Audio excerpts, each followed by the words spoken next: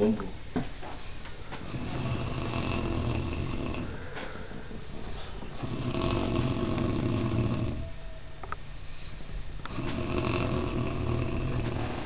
Esa agua se llama la vuelta a la vida.